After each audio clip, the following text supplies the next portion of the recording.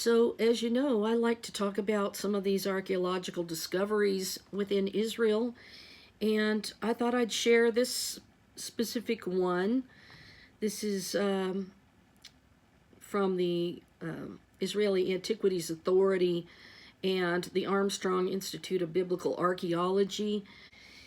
When Eretz Avraham, a resident of Paduel, Israel, on 2 days' leave from military service, went for a hike in the Tabor Stream Nature Reserve in Lower Galilee, he didn't expect that he would be calling the Israel Antiquities Authority with a discovery. While hiking, an orange glimmer caught his attention. After picking it up, I noticed engravings on it resembling a scarab, he said in a press release. I contacted and reported the amazing find to the Israeli Antiquities Authority.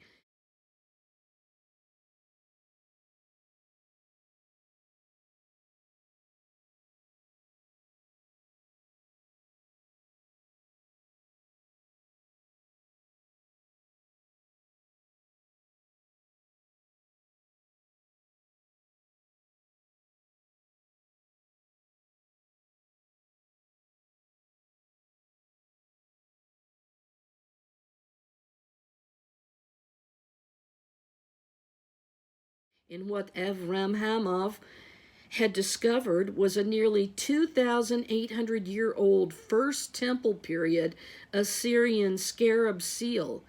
Scarab seals are named after their design, which resembles a scarab beetle. They are particularly common in ancient Egypt, but are also found in other regions, including the Levant and Mesopotamia. And this particular scarab, made of carnelian, a semi-precious stone, depicts a griffin or winged horse motif. Similar scarabs were dated to the 8th century BCE, stated Professor Othmar Kiel of the University of Freiburg in Switzerland, an expert in this field. Avram discovered the artifact at the foot of Tel Rikish, according to IAA representative Nir Distelfeld, who received Avram's call, and this site, one of the important tell sites in the north of the country, and is identified as the city of Anaharath, Joshua 19:19, within the territory of the tribe of Issachar. While further analysis awaits, Dr. Yitzhak Paz, an archaeologist who has excavated Tel Rikesh since 2006, provided additional context. One of the most important periods of settlement dates back to the latter half of the Iron Age, and during this period a large citadel stood atop the mound containing fortified structures, paved bathrooms, halls, and ceremonial chambers, which belonged to the Assyrian rule. And this rule was responsible for the destruction of the kingdom of Israel.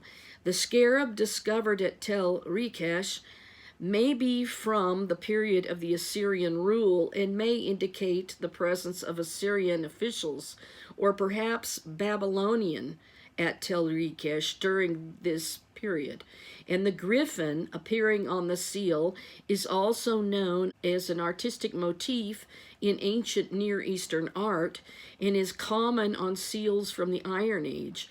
Considering the scarcity of finds discovered so far in the area of the citadel, and if indeed the seal can be dated to the late Iron Age based on iconographic considerations, it may be possible to link the seal to the Assyrian presence in the citadel of Tel Rikesh, which may be a discovery of great significance. Every winter, with the arrival of the rainy season, antiquities begin to float and rise above the surface, commented Eli Escocido, the director of the IAA, and he urged the public to adhere to the laws and report finds to the IAA, emphasizing that the exact place of discovery is crucial for extracting knowledge about it. Avraham's discovery comes barely a year after another discovery of a scarab by a young hiker. Given the rich history of Israel, however, maybe that shouldn't be a surprise. Well, sometimes these scarabs were used in burials, so it makes you wonder if two of the scarabs were found, if there wasn't, some sort of burial connection with it. The flying scarab beetle means that they were important symbols of rebirth and resurrection, as well as so-called good luck and fortune. Most scarab symbolism was based on dung beetles, and there was a strong association between the balls of dung that the beetles would roll and the morning sun that would appear to roll across the sky. Through modern cinema and film, Western society has come to perceive the Egyptian scarab as a destructive evil entity. But the ancient Egyptian understanding of the beetle was very different, and the Egyptians saw the Egyptian scarab as a symbol of renewal and rebirth or resurrection. So, it's a sign of resurrection of the dead.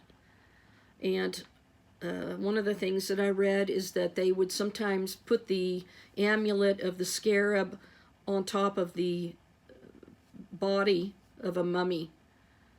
So it was to be a symbol of their resurrection in another life. The scarab symbol appears very often in hieroglyphs, statues, and sculptures. When visiting monuments in Egypt, the familiar representation of the typical scarab beetle shape is everywhere, whether in drawings, statues, or on stone. The scarab beetle is an ancient Egyptian symbol linked to a certain god, Jepri, a sun god seen as one of the possible forms of the sun god Ra.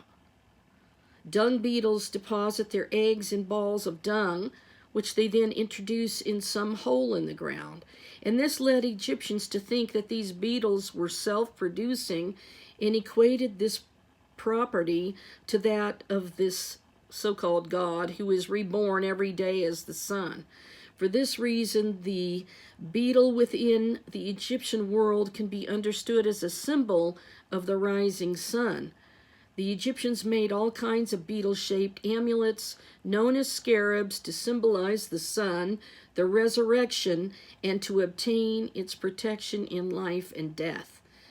And they also made the funeral amulets that I spoke of in the shape of a beetle. And in this case, they used to be bigger and with hawk wings. These amulets were placed over the heart of the deceased to protect him on his journey to the underworld. That's a little bit of the history of the scarab. The reason that the scarab is so often depicted in everything from hieroglyphs to jewelry, statues, and engravings is due to the popular belief that it was an amulet of protection against disease and death. And it was also interpreted as a symbol of resurrection. Not only did it protect those who wore it as an amulet while alive from illness, but when placed next to the dead, it meant that they could be resurrected and thus attain eternal life.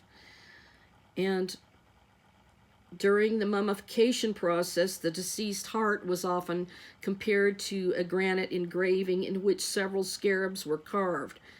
As I've already mentioned, it was a true belief that the protection of this amulet continued after death when the deceased would meet so-called Osiris. In this way, he could attain eternal life beyond the earthly one. The scarab symbol is often engraved on the sarcophagi or tomb rooms in the Valley of the Kings and Queens at Luxor, as well as in other tombs around the country. Egyptians observed the beetle emerging from dung balls in which they laid eggs, symbolizing the cycle of life, death, and rebirth. This natural behavior of the scarab beetle influenced its symbolism in Egyptian religious beliefs. Now, I was kind of researching to see about the stone Carnelian, to see if it was one of the biblical stones, and it says Carnelian, Hebrew, arm to be red, especially red-blooded. And the Vulgate sardius, the first stone of the breastplate, Exodus 28:17 and 39:10, representing Reuben. Also the first among the stones of the king of Tyre in Ezekiel 28:13, the sixth foundation stone of the celestial city in Revelation 21:19. And he who sat there had the appearance of jasper and carnelian, and around the throne was a rainbow that had the appearance of an emerald. The sixth foundation stone of New Jerusalem, Revelation 21:20, is called in the Greek sardios and is translated as sardius. In half of the Bible translations used in this series, while the other half translate it as carnelians. It is almost certain that the first stone in the high priest's breastplate was not a ruby, but rather another blood-red precious stones. And this is because rubies, which are one of the hardest minerals known to man, would have been near impossible for ancient Israelites to engrave. According to the book Gemstones in the Breastplate, no evidence exists that suggests the ancient Israelites, who around 1445 BC left Egyptian slavery, had the technology to engrave a mineral as hard as a ruby. And interestingly, the carnelian was ruby red, and it portrays God as our Redeemer. Israel's high priest wore the jasper and carnelian and 10 other gemstones on his chest in Exodus 28:17 through 21, and each of the 12 stones represented a tribe of Israel. Carnelian is a brownish red mineral commonly used as a semi-precious stone. Similar to carnelian is sard, which is the sardios, which is generally harder and darker.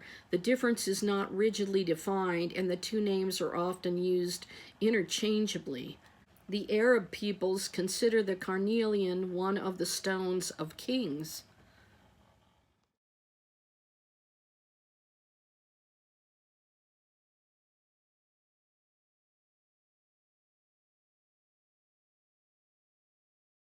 So these gemstones will be used in the New Jerusalem, and based on the findings, the gems that will be used for the foundations of New Jerusalem's wall in order are jasper, sapphire, chalcedony, emerald, sardonyx, carnelian, chrysolite, beryl, topaz, chrysoprase, jacinth, and amethyst.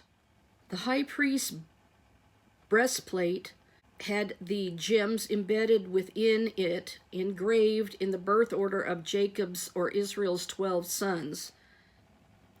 Using the concept of birth order, one plausible possibility for matching an apostle to one of the gemstones would be to list them in the order they were personally called by Jesus, and this can be thought of as the order in which they were offered a new birth by God, or a chance to become a true Christian and bear record of all that the Messiah said and did.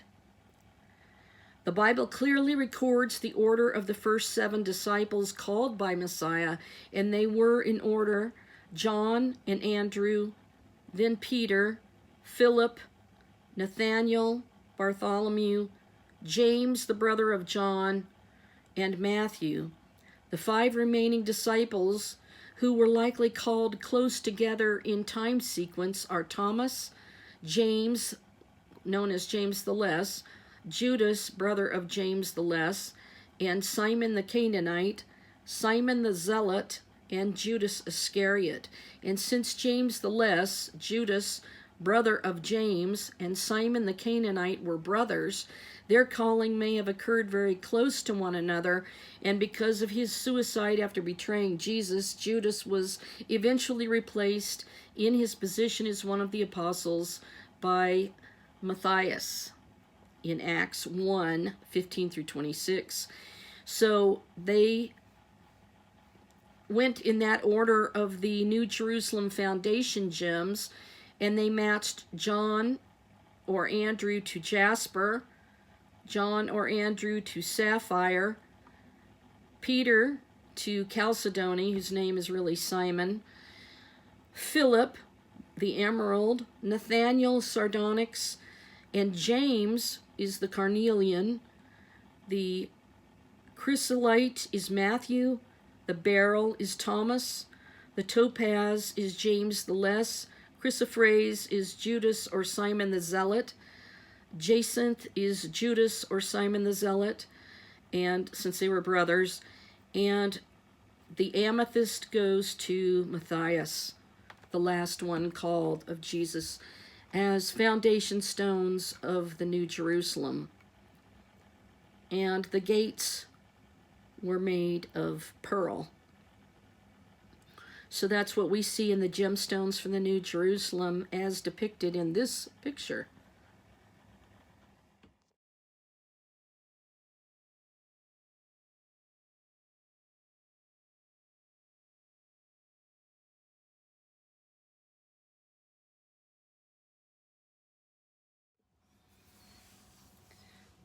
Since the stone carnelian, that orange-red stone, is in the foundation stone of the New Jerusalem, then it's really interesting that it's representative of the resurrection and rebirth. So I just added a few of these things, researching a little bit more of the biblical meaning of that particular stone, the carnelian, and being the stone of the scarab that the hiker found in Israel. I thought you'd find this a little bit interesting. So anyway, I thought I'd share this today, and please hit the like button to help the algorithms, and thank you for supporting my channel and my work and everything that I'm trying to do on here. I've been really super duper busy with other things this week, and really needed to get some things done, and which I finally did get done, yay. So let's just keep looking at what's coming next in the next video. And thanks for watching, guys. I'll see you later. Shalom for now.